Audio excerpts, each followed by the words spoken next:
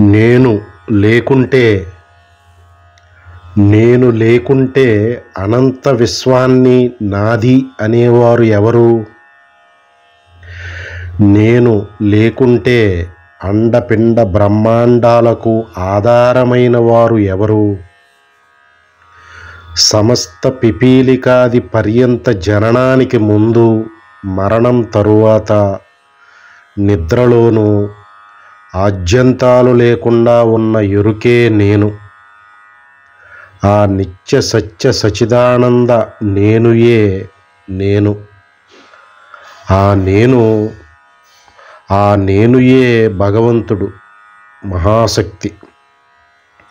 ఈ పరమసత్యం అనుభవమైతే లౌకిక జీవితంలో తృప్తి, ఆనందం, పరమార్థిక అనుభవంలో నిత్యతృప్తి, పరమానందం.